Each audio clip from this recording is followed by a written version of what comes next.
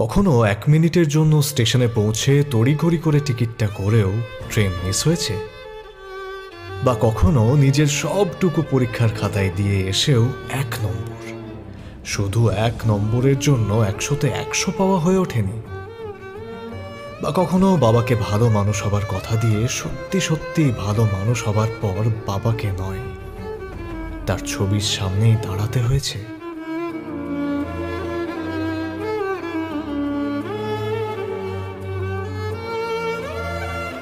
আচ্ছা, এই যে গতির দুনিয়াটা, সেখানে হঠাৎ যদি একটু গতি কমে যায়, তাহলে ছিটকে পড়ার অনুভূতিটা ঠিক কি রকম হয়? শেষ অবধি দৌড়েও যখন ফিনিশ লাইনটা ছোঁয়া হয়ে ওঠে না, সবটুকু চেষ্টার শেষে যখন প্রাপ্য অধিকারটা না পাওয়া থাকে, তখন কি সত্যিই তাকে পরাজিত বলা চলে?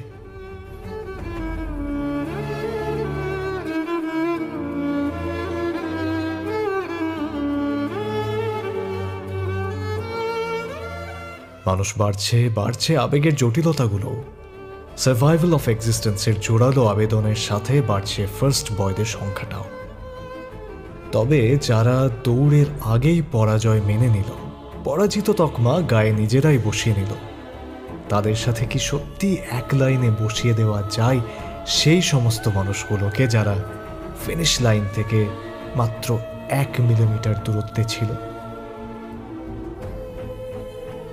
কথায় আছে, those who never competes may be a loser. Those who lost in the final stage are the finalists.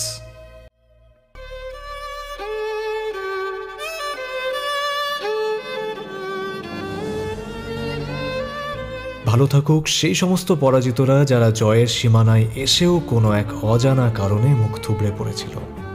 ভালো থাকুক সেই সেকেন্ড বয়রা যাদের বিজয় মঞ্চ প্রস্তুত করেও মঞ্চে ওঠা হয়নি।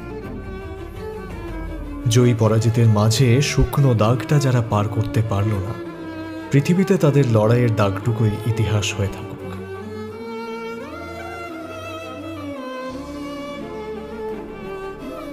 শ্রেষ্ঠত্বের বিচার করে কে?